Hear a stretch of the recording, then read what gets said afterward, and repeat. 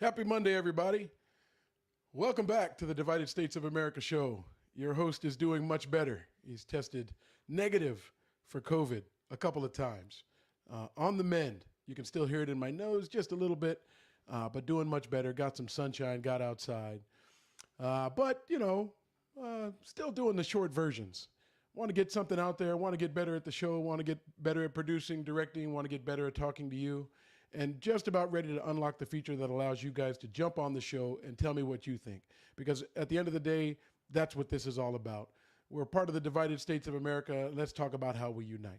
But for today, this Monday, we're going to call it Meme Monday because there's nothing better than thumbing through social media and seeing what people think in that form. There's always something interesting, but that's what we'll do today on the Divided States of America show.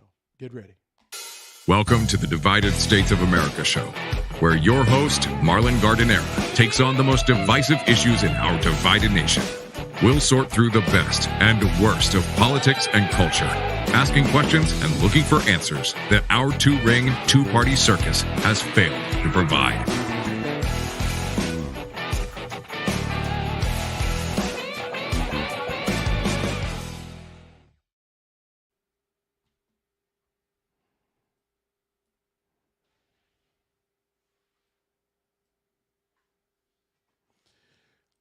Hey, everybody.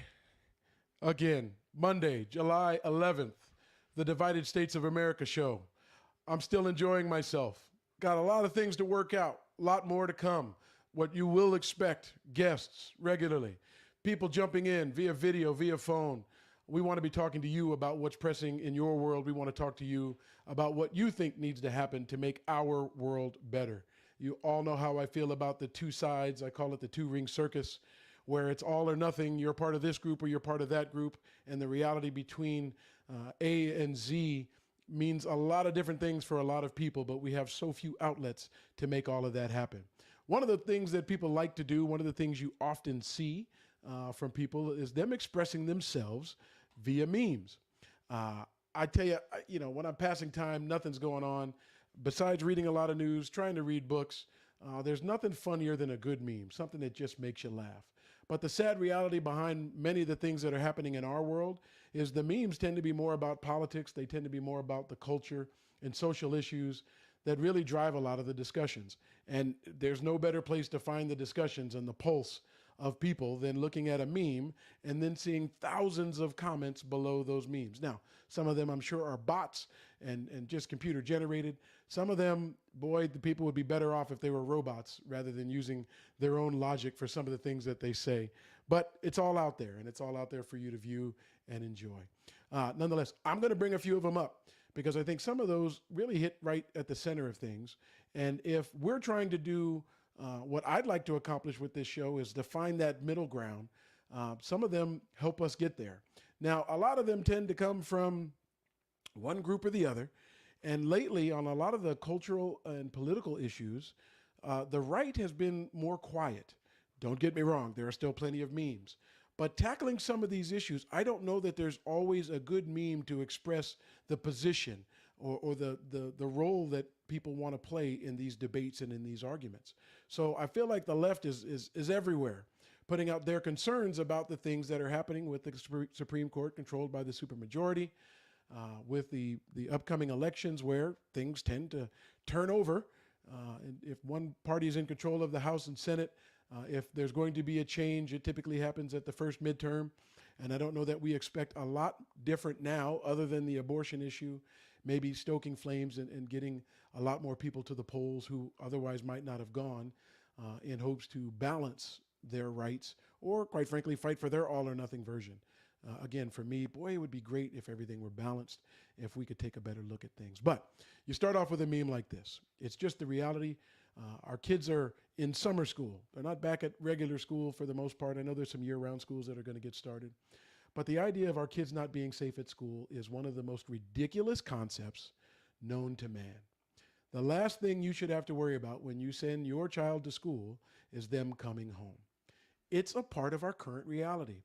And I said on an episode or two before, I don't know how we get to a point where we accept that. I don't know if more people need to experience it. I don't know if it has to be real to more people before we take that issue seriously. But here's a meme that you can probably um, relate to, regardless of what you feel about gun control. The meme says, let's take a moment to honor the sacrifice of our brave school children who lay down their lives to protect our right to bear arms. It's not meant to be funny, because it's not.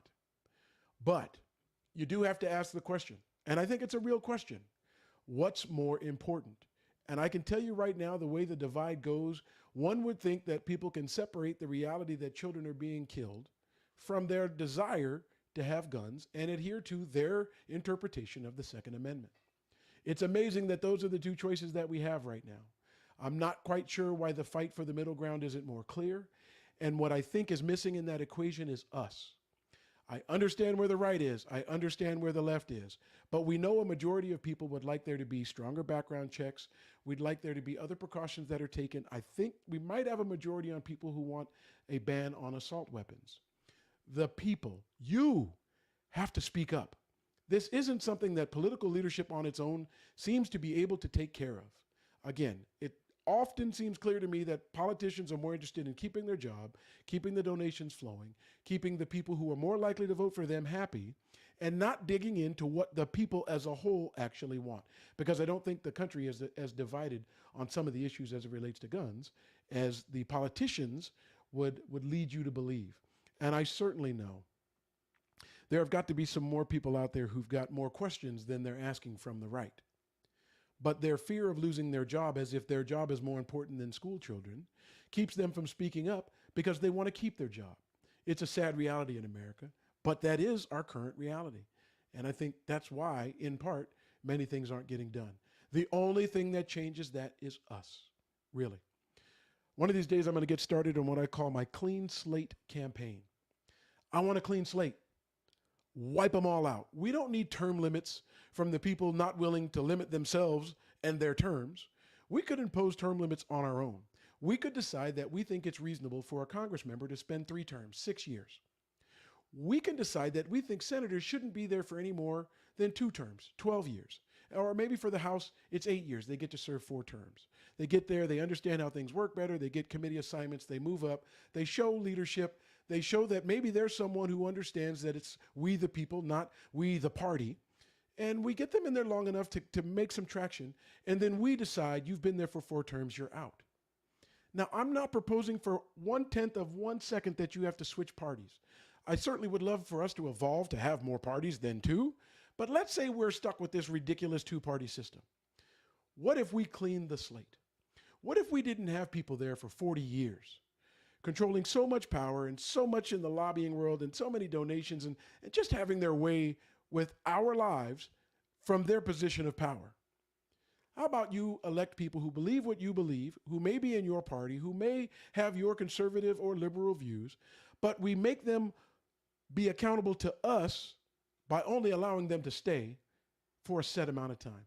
I'm going to get started on that clean slate campaign at some point. Again, not asking you to change parties, asking you to change people.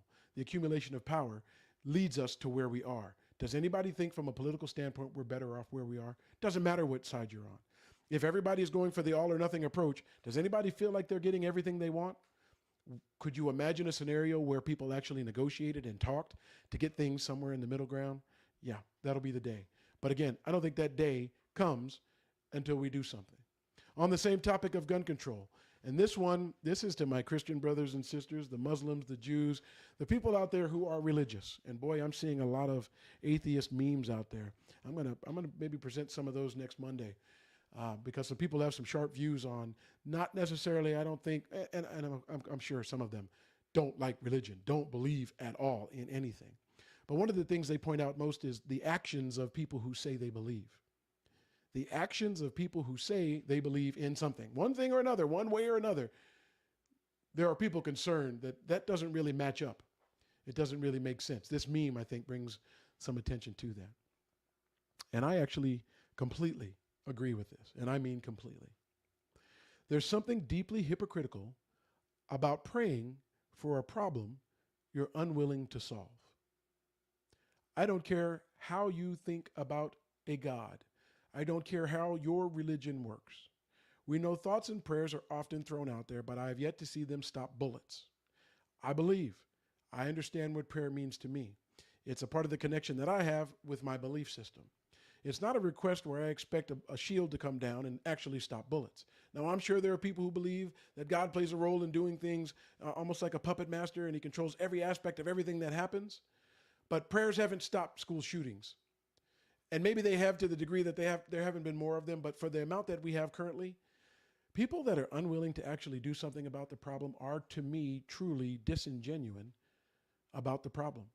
Not sure why you're wasting the thoughts or words if you, in fact, don't have any desire to make any possible change. And I say that to challenge people to align their beliefs with their actions, only in that if you think that the school shootings and the weapons they're using to do it and the rules that we have that aren't doing anything to prevent it are not enough, what are you praying for? What exactly are you asking for? You want everything to stay the same but change? I don't know that that's very fruitful. Don't know that that's going to get you where you're looking to go. I'll read it again. There's something deeply hypocritical about praying for a problem you are unwilling to resolve. Certainly something to think about. This one I think we hear and see a little bit more often. I think this resonates to people who are trying to be practical about the issues that we face with guns. And as I read the Constitution and I see well-regulated militia and the right to bear arms and it being not infringed, here's the reality. We regulate weapons now.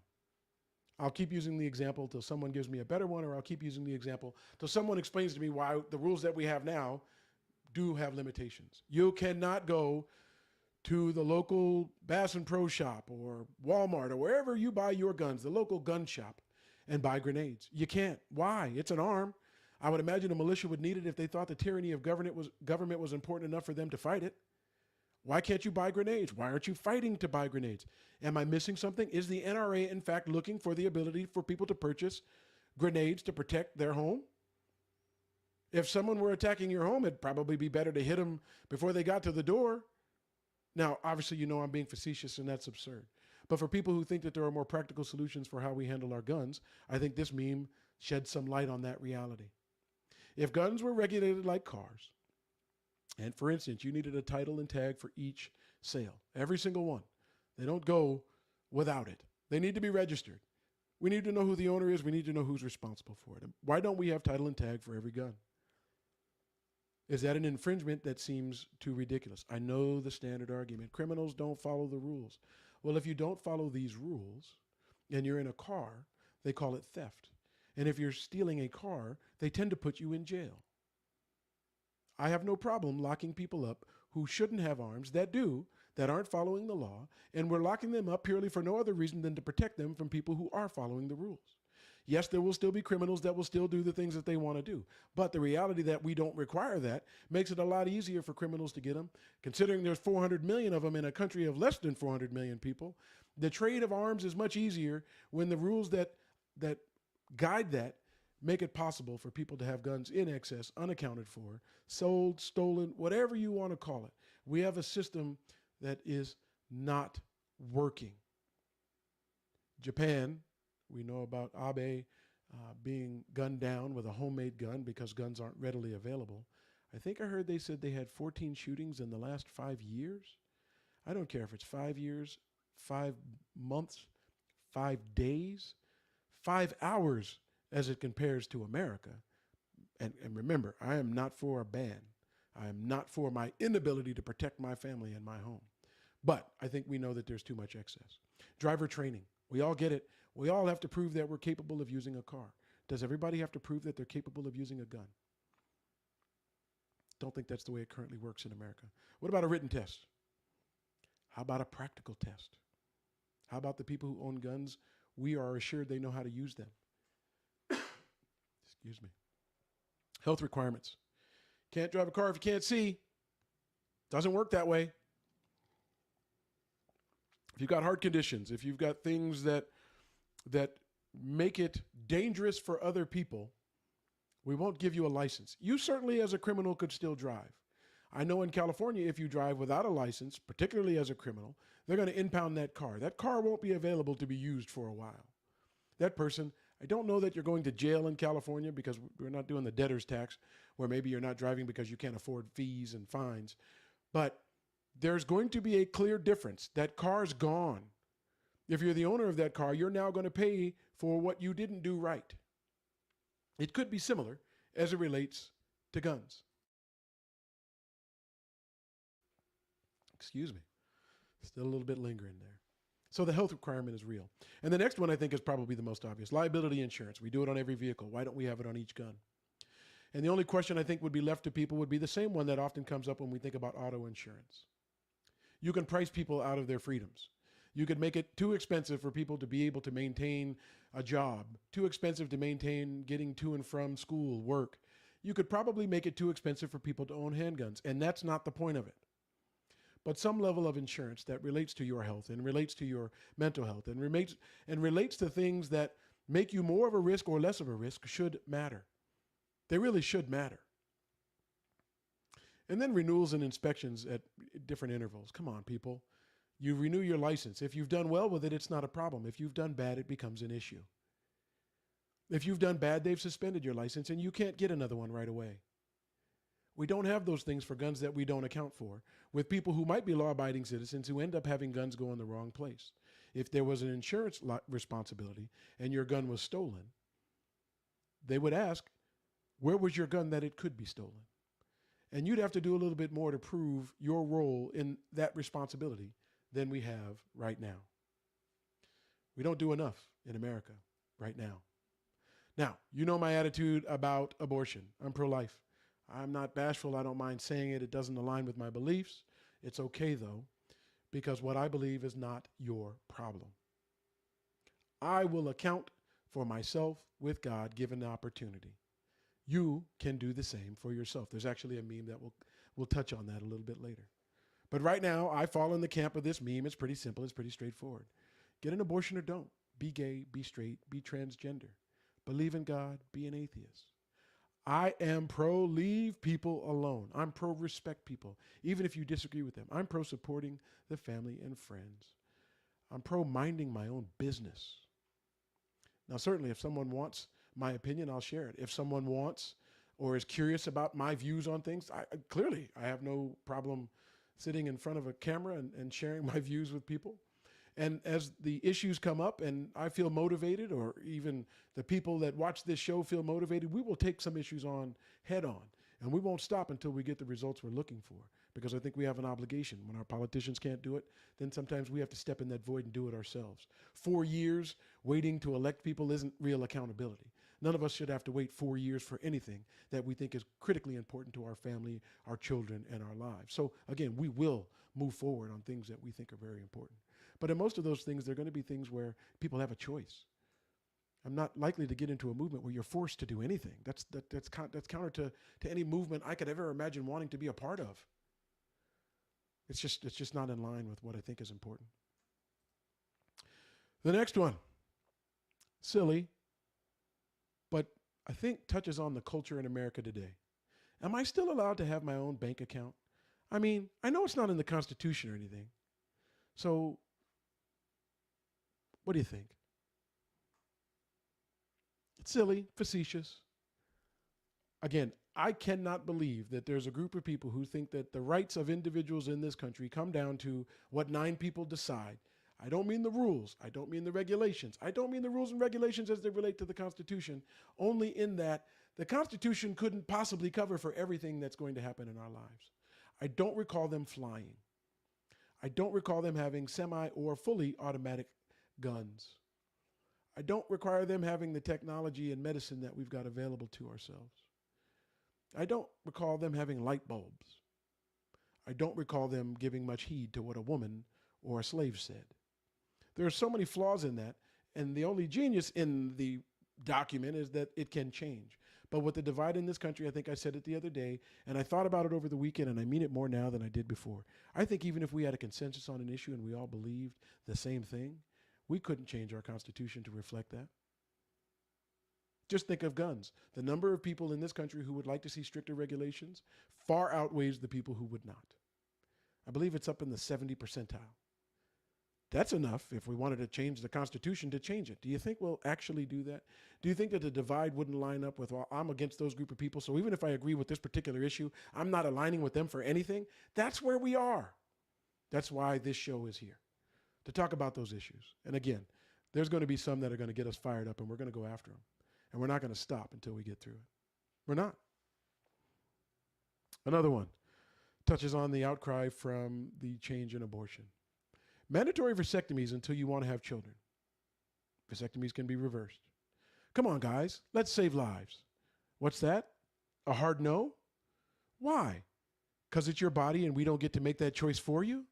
Oh. Listen, the hubris it takes to make a decision for a woman and her body it's beyond me. You know where I stand, but I'm not standing in front of a woman telling her what to do. For those who stand purely by the idea that they believe that the fetus is a life and life has begun and you're killing it, I understand when you come to the table with a fight. I understand when you come to the table with complete disagreement on how we handle it. But because we know there's not a consensus, because we know the majority actually still supports it, we are being governed by our structure. Our structure allows states that have a fraction of the people of larger places to make those decisions within their own state. I get it. But within their own states, we're still working on that two-party system where it's all or nothing. You're with me or you're against me. And the conversations that probably should be happening to find something that is actually more workable for more people, that's not what we're doing. Politicians, it's still guiding what happens in women's lives. And I'm not in agreement to that, and I've already been crystal clear. I don't want my religion running this government at all. No more than many people want Sharia law running theirs, or an Orthodox Jew and the rules that are associated with that being applied to people. I don't have a problem with anybody's beliefs or anybody's rules or anybody's systems. I just don't want them applied to everyone else, as if we at some point have decided that that's how we want to live. I don't know that that's how we want to live, particularly as it relates to religion. I just don't. Next up, the reason you can't claim an unborn child on your tax return is because the government says it's not a person. Is that going to change? Is that going to change? Read it again. The reason you can't claim an unborn child on your tax return is because the government says it's not a person. Will those tax benefits start at conception? Just curious. Just curious. Domestic violence. A man beats a woman, the woman and the child die. Double homicide? How does that work? There's going to be lots of things that come with this. The argument isn't and never will be as simple as I like this or I'm for this, I'm against this, I don't like that. There's a lot more layers. But again, you already know how I feel about others deciding for women what's in their best interest. Next one. I'm betting implementing mandatory child support at first detected heartbeat and a required billing of their insurance for 50% of the resulting medical bills would change a lot of dudes' minds. I bet you it would too. Not that this issue comes down to how much does it cost, but let's start getting practical about what the belief says and where it goes from there. If men paid child support and had to provide 50% of the insurance from the get-go, where would we be? Just curious. Just a question. Just a question. All right, this one was hard. And there was another one that I was going to put up, and I thought it was probably too much because there are people who actually go through this experience. The other one was related to rape. And it was related to the fact that in places where they don't even care if a person was raped, there still will be an abortion, and the rapist being in control of deciding who the mother of their child is going to be. That's just a sad, gross, vile reality. But I think in some states that's where we are. This next one hinges on that same concept, not rape, but just the unfortunate reality, and I certainly don't want to make light of what people actually have to go through. It's not the point of this show. It's a meme. It's the collection of ideas and thoughts, and it's put out there for people to think about. And in my case, I'm only using them so that you consider some of the things that are out there and that people are actually talking about, people are actually considering these things. This one says, thank God, pregnant 12-year-olds will no longer have to see a rainbow in their classrooms while getting shot at. I wish they could just take the 12-year-old pregnant girl out of it, but there's a reality that incest occurs, rape occurs. There are going to be people in that situation, and men have decided that it doesn't matter what that family think. It doesn't matter the trauma. None of it makes a difference. This is how we're going to do things. Having said that, thank God pregnant 12-year-olds will no longer have to see a rainbow in their classrooms while they're getting shot at. Because it does appear that fighting the rainbow flag is a much higher priority than keeping kids from getting shot at in classrooms. Let me know how and where I'm wrong. Host at thedsashow.com. Host at thedsashow.com. You can also find us on Facebook. We have a group. It's called the Divided States of America Show. Feel free to leave comments there. If you're listening via YouTube, you have the ability to do that there. And obviously, if you're watching on Twitter, it lends itself for you to go. We can be found at the DSA Show on Twitter. Just the reality. Just the reality. All right, let's take a look at the next one. This is baby Molly. She was born from an embryo that had been frozen for 27 years.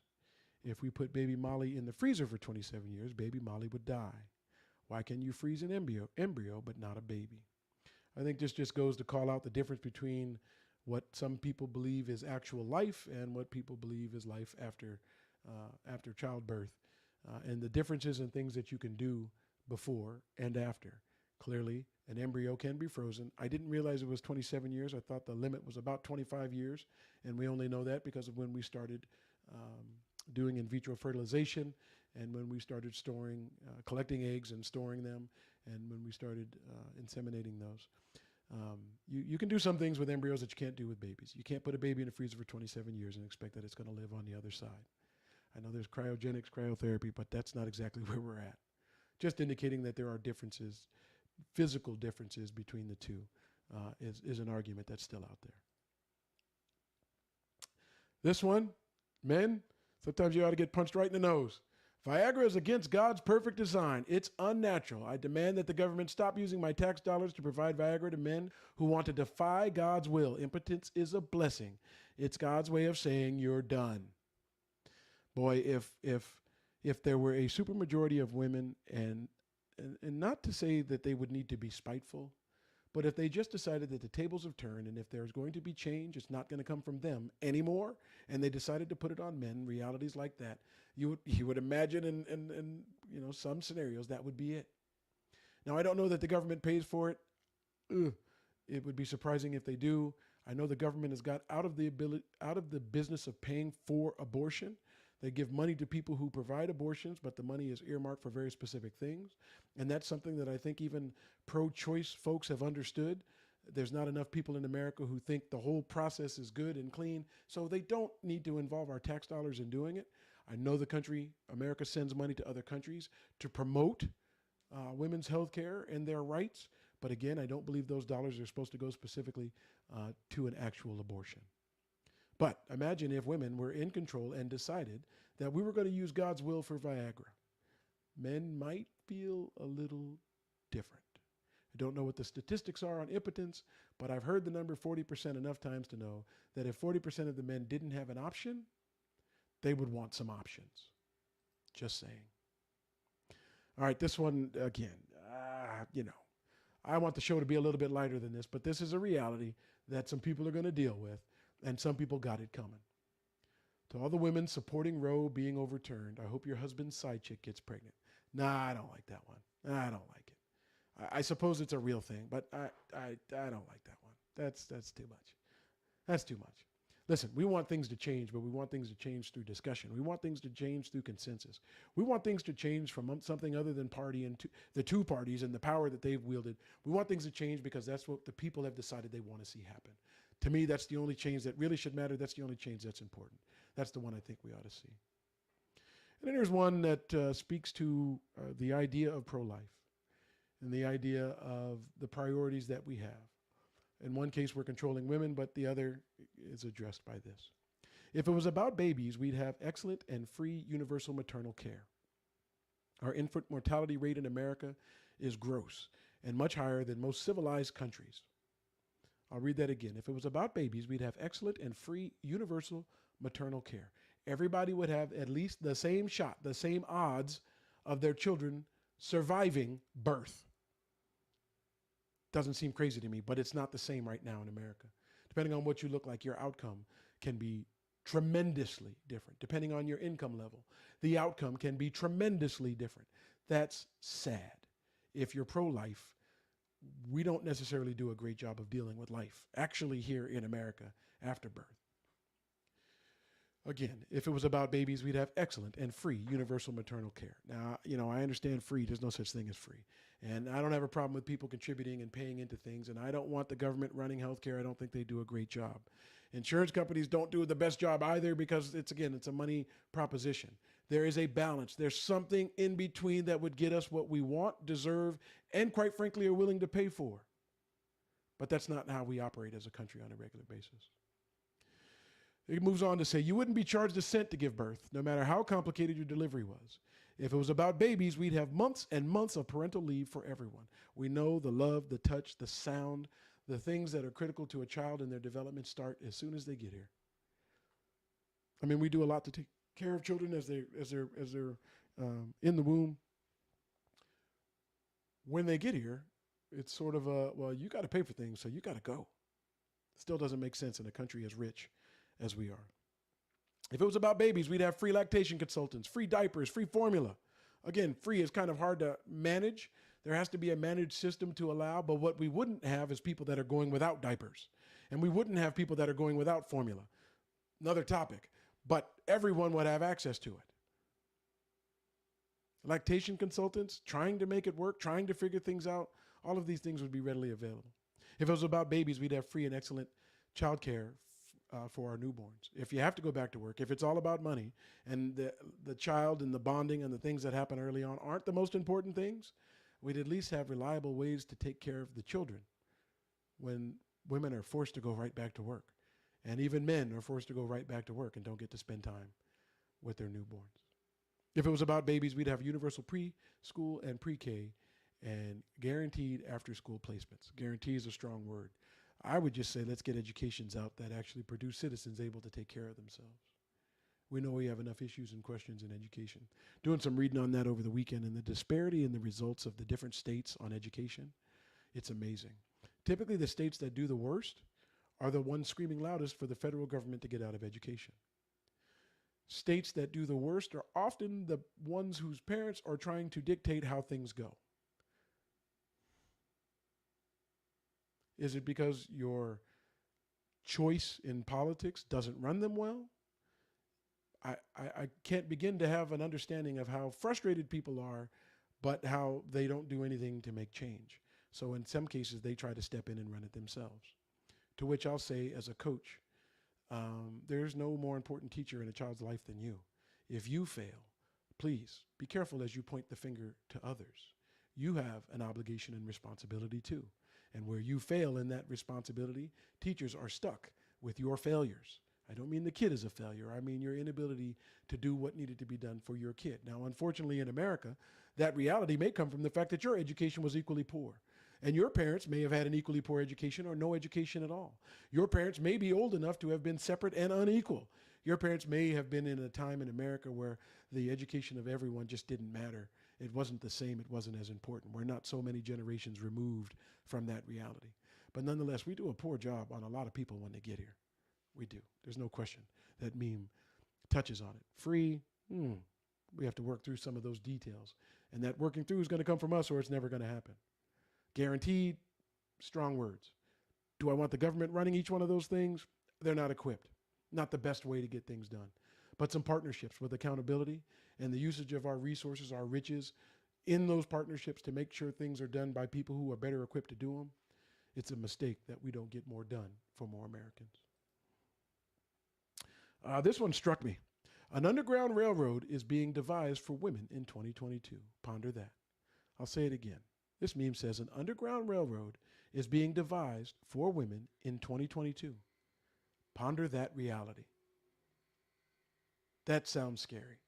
What they're referring to clearly is women in states who have banned abortion getting out of their state to do it. States talking about trying to make it illegal for women to leave the state to go do something in another state, which sounds absurd. It's one thing to think you can control people. Now you control where they go and what they do when they get there. But the idea that we would even consider needing something like that is completely absurd. Completely absurd. The next one, this one struck me, and there's a connection with the Underground Railroad. The Texas Education Agency is proposing that the State Board of Education, who decides on state curriculum, to change the word slavery to involuntary relocation. The State Board of Education hearings on social studies curriculum are this summer. We'll do a number of shows on critical race theory and the fact that it's not really taught in our schools, but the fact that critical race theory is something we should be working through, because race doesn't change until we get to the bottom of it, expose the people who have no problem being racists. The idea that we don't want to hurt anybody's feelings. For generations, for centuries in America, we've destroyed a whole people. Now we don't want to hurt people's feelings. Get over yourself. Nobody's holding you personally responsible for things you didn't do. But we should hold you responsible if you don't care to explore the impact that it's had on other people. I'll say that again. No one is trying to hold you personally responsible for the effects of slavery. We do want you to feel responsible if you're getting in the way of progress being made, because there are still very clear impacts from that time. Certainly impacts on people's attitudes, how people think they're above others' station or how people are beneath them. That didn't come from nowhere. That is something that parents have educated their children with, something they've passed on for years. It's a part of our culture, and the idea that you don't even want to talk about it, I can comfortably say, get over yourself. You're absurd. Nobody said you did it. Do I want you to feel bad for what other people did? Sure. I feel bad for the Jews after what Germany did. I'm not a German, and I didn't do it. But I still can explore the topic and try to figure out ways to make sure something like that never happens again. People that are hiding from critical race theory because of concern for feelings, you might in fact be the new snowflakes. Just throwing that out there. Slavery versus involuntary relocation. That would be an issue that I'd be happy to jump into if the State Board of Education in Texas believed that. Now, you always have to question memes. Is it true? Is that exactly what they were thinking? In this case, it doesn't matter. It's the idea. It's the concept that you would try to water down the reality of what people went through and the impact of it on people today. And involuntary relocation would be one really good way to do it. That would be an issue I think I'd have a hard time staying quiet on. But if you look at how Texas does in education, I think there's some other things they could probably focus on anyway. No problem with Texas, but when you start dealing with real issues this way, you're chopping at your own credibility. I didn't do it. I'm just talking about it. Next one up, full offense. Sounds like offense is intended. Full offense, but you can't be a Christian and hate gay people. You can't be a Christian and hate people of a different skin color. You can't be a Christian and hate people living differently than you. You can't be a Christian and hate people. That's not Christianity. Again, I mentioned earlier, there are a lot of atheists posting a lot of things. Many of them are about Christians, not Christ. Many of them are about our actions and how we handle things. Many of them are. And I have never had a problem saying that Christians that have used the Bible to do evil things, that's why I'm not into the religion, I'm into my relationship. It's a one-on-one thing. And while I like to congregate with other people who share my beliefs, and I love the worship music, and I love the brotherhood, I love the sisterhood, I love the community, I love the volunteerism, I love many things about the religion or the religious group who gathers. The people, man, if I had to base my religion on some of the things people do, I wouldn't have one. You can think of a group or two who've done some horrible things to other people. That's not God. That's not the religion. That's the people in it. So if you claim to be a Christian and you are full of hate, check yourself. Just check yourself. I don't recall God asking you to do his job. Not what you're here for. Certainly sharing your opinion, sharing your beliefs, but when that turns to hate and dictating things, again, are you prepared for Sharia law to dictate your ability to believe in Christianity? I don't care. Doesn't matter which religion you use. It's interchangeable. Which group would you like controlling how you believe? Just didn't think that was a part of who we are and what was important to us in America. Apparently for some people, hate is acceptable. It's not. Which goes right into this one. When you die, God isn't going to ask you about someone else. He won't ask you about two men down the street who got married. He won't ask you about the girl who had an abortion. He won't ask you about the atheist that lives on the corner. He won't ask you about the woman who feels more comfortable as a man. He will ask you how you loved those people as he called you to do. When you die, God isn't going to ask you about someone else. The amount of time, effort, and attention we put on hating other people, man, mind your business. If you truly feel what other people are doing is reaching into your home, let's have a real conversation. But I think when people explore it more, they just don't want to even be exposed to it. Which reminds me of something I was reading and on Facebook debating this weekend. A gentleman said, why do transgender people, why do gays, why do they all think that we need to stop everything we're doing and acknowledge their identities and treat them, like we're all just have to be accepting of all of these things regardless of what we believe. And I wrote, I agree, you don't have to. Here's the expectation. Show a little respect. Be polite. You know how many racists I've had to look in the face and just be polite? That's that person's belief. Knock yourself out. You're fine, buddy. Hate everybody you want. The minute you cross in front of me and stop me from doing something, then we'll have an issue that we'll need to work out. But your belief system is yours. I don't care if you're racist. I think it's detrimental. I think it's sad that kids are learning that. I think the world is not a better place as a result of it. You're never going to get what you want. Racist, you're never going to get what you want. You may get something temporarily, but long term, you're never going to get what you want, ever. I can assure you, you'll never get what you want. But being polite, that's not a big ask. How do you deal with somebody who identifies as something you don't understand? Just politely. Be quiet. You might learn something. Or go stand in the mirror. Because if you think everybody loves everything about you, if you think there's not a secret or two that you have that people wouldn't judge you for, just because you've deemed that one not as good or bad as another one, doesn't change that you too could be ostracized for something in your life. One of your beliefs, or one of your beliefs being complete BS as it relates to who you actually are. The best way to deal with things that you don't like is just be polite. That's not a big ask in a shared society. We, the people, not me. I can tell you, regardless of who you are listening, this country was not based on you. It's not about you. And while we fully expect that you're going to preserve your life and your family and the things that are important to you, that is almost the extent of our reach. Unless you run for office, unless you're in a position where you have influence and help others, it's not about you. And if you're in one of those positions and you're trying to portray anything other than respect for other people, you're doing this country a disservice. You may be serving yourself fine. But again, we the people, not me the people. It's amazing how lost that gets. This one strikes on COVID. This one obviously hit a little closer to home. I don't know how you dealt with COVID, but I had some guilt, real guilt. I spread it to some people. I remember where I was at, and I know the people who got it, and I know the circumstance we were in, and I've confirmed in almost every case, none of us, it didn't dawn on people, it didn't dawn on me, and I'm responsible for me. It should have dawned on me that the symptoms I were displaying could have potentially been COVID. I had them long enough and people were aware of it enough that one of us could have thought, and again, that responsibility actually was on me, but one of us could have thought for just a second, maybe this is COVID. Maybe you should get out of here.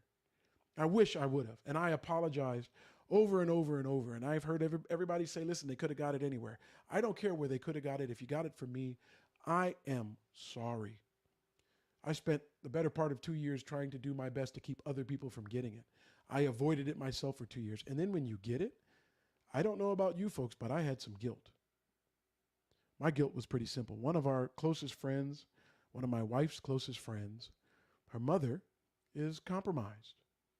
My first thought, I thought of that before I even thought of all the other people that needed to know I had COVID, was did this friend get around their mother? Is their mother at risk? Could I potentially be responsible for any harm on these folks? Yes, you're right. The average person who gets COVID is going to be fine on average.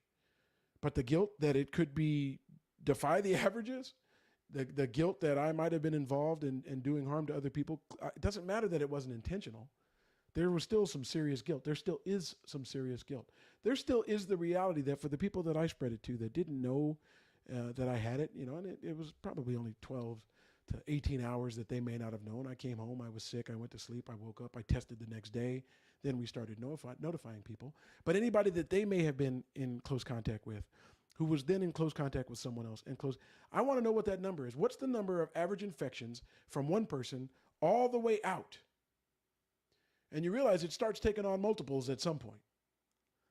I didn't want to be responsible for something happening to other people down that line. Nonetheless, just our reality. Just our reality. But this one was pretty clear about COVID. If you're willing to sacrifice your grandma 2 years ago so that you could keep eating at Applebee's, you don't get to call yourself pro-life. It says he doesn't make the rules. But you see the connection there. There were a lot of people who kept saying, it's just older folks. Let me live my life the way I live it.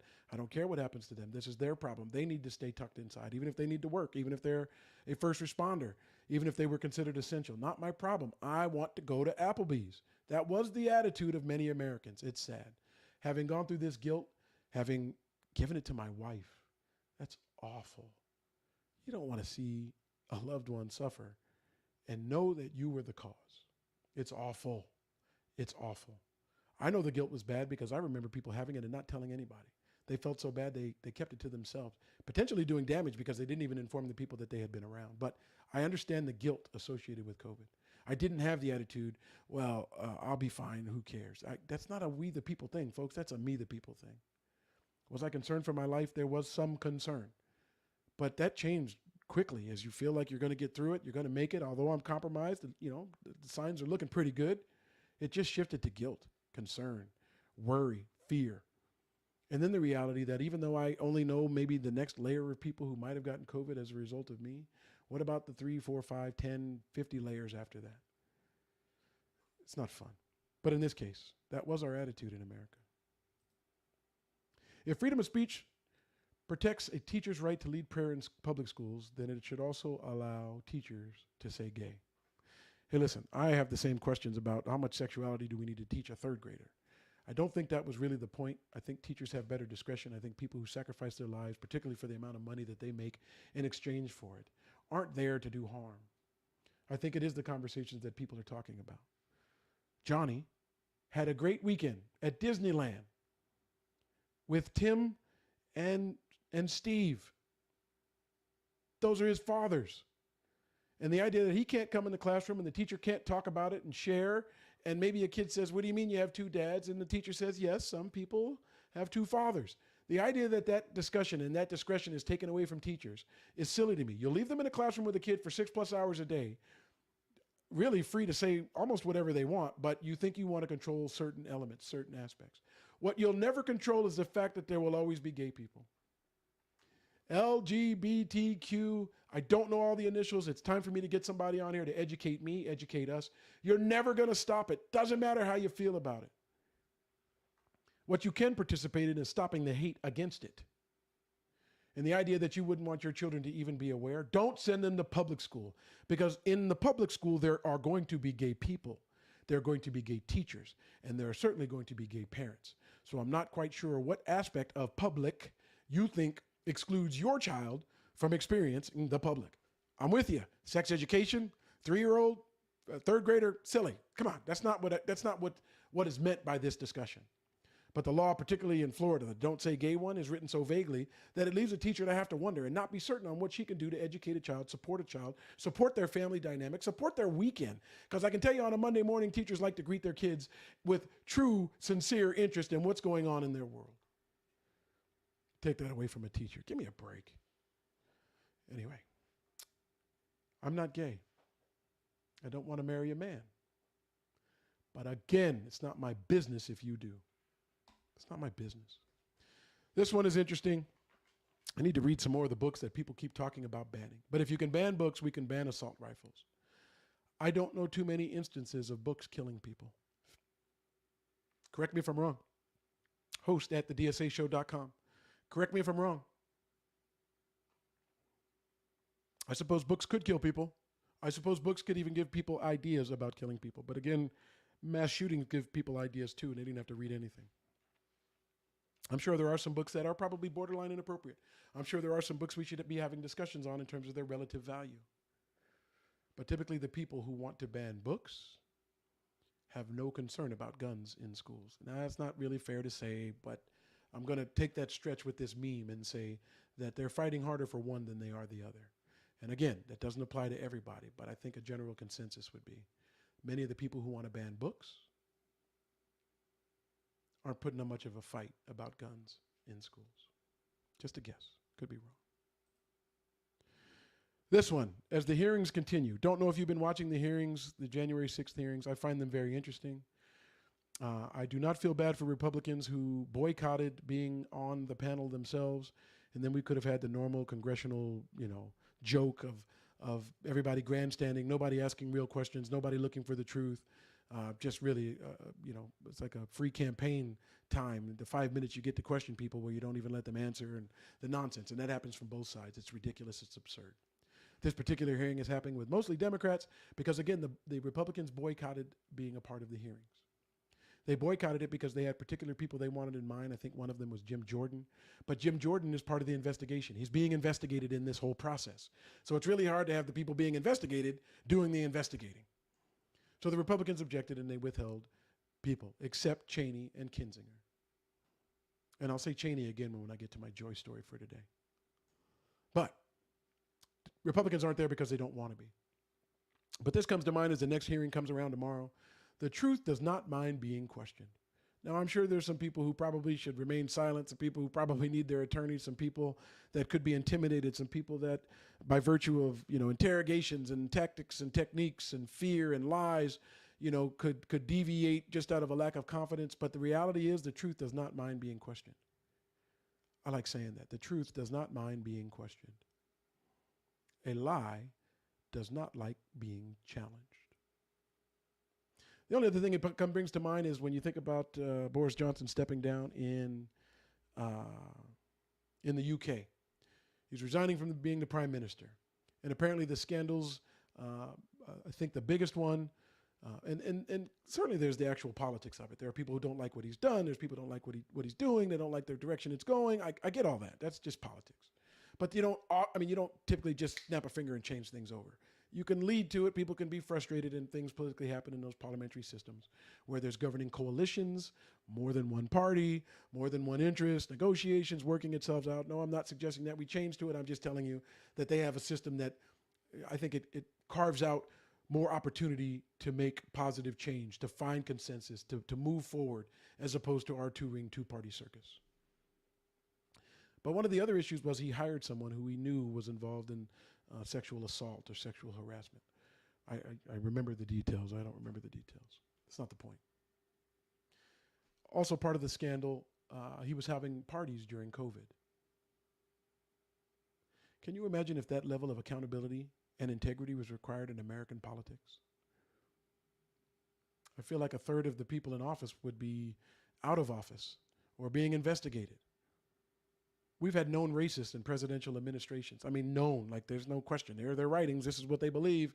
They're active participants in administrations. We know about adultery, both parties. We know about things that the normal Christian right would be up in arms about. But the weird part in the UK was that much of the pressure to resign came from his own party. Can you imagine in America where its own party held itself accountable? Can you even imagine? That would be the day. That really would be the day. I'm going to come back to this January 6th hearing just briefly in 1 second. Got to get to the most important meme of the day. Got to end on a lighter note. This is probably one of the few areas where I wouldn't say that I discriminate, but I'm not as nice as I am on most other things. Stop expecting vegetarian options at every barbecue. When I go to a barbecue, it's for the barbecue. Now, if you can put barbecue sauce on a vegetarian item, knock yourself out. But I'm kidding. I've got vegetarian friends. I've got an even better story than just vegetarian friends. I love them. They know who they are.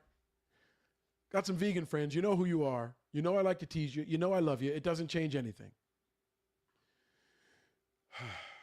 My wife and I were vegans for 1 month. Often in my particular church, they do a fast. They sacrifice something just to the symbolic gesture. The isolation of away from some things may bring you closer in your relationship with God and your belief system. My wife and I picked a January to be vegans. No food from living products, living animals. None. None. The funny part is, my wife and I joke about it. We both gained a lot of weight in this vegan process. I always thought if you eat healthy or healthier, you're going to lose a bunch of weight. We both gained weight. We came up with our little slogan. It was #FatVegans. Because both of us, literally, we gained weight. Now, I didn't know French fries were okay in a vegan diet. Pop-Tarts, which clearly have no actual products in them other than something that has been processed. Pop-Tarts and French fries. What's the problem? I went to a couple vegan restaurants. I can eat the food. Some of it tastes great. Just don't tell me what it is, because I don't eat some of those products ever outside of the idea that I'm using it as a substitute for something I do like. But #FatVegans. I'm going to be in the t-shirt business. I want lots of t-shirts from lots of groups, lots of organizations. I want to represent what Americans are for, not what we're divided against. So I will give you information down the road to start sending in your t-shirts so I can represent what's important to you. I happen to have a School First t-shirt on right now. Doesn't really relate to you folks, but obviously it's something that's incredibly important to me. But, I want to wear your t-shirt, so I'm going to want you to send those in. But my wife and I need to make the #FatVegan t-shirts. We're going to do that, I promise. We're going to do that. I'll be wearing that shirt before you know it. #FatVegans. All right. I think we're done with the memes. I know we're done with the memes. Joy story. I'm going to do my best to end every time with one. If you're on the left, if you're a liberal, my guess is you're not a big fan of Liz Cheney's policies. You're not. Because, through and through, she's a conservative Republican. She believes in most of the things that people on the left can't stand, and certainly people on the far left, they're just diametrically opposed. Completely. But this isn't about her everyday politics at all. I find joy in someone standing up. I find joy in someone knowing that they do it at the expense of other things that are important to them. That principled argument where your beliefs are aligned for the most part with the people in your party. But every once in a while you've had enough. Every once in a while you've said enough. What makes it a joy story and even better to me is that in this country we still assign masculinity to men. We assign power. We assign strength.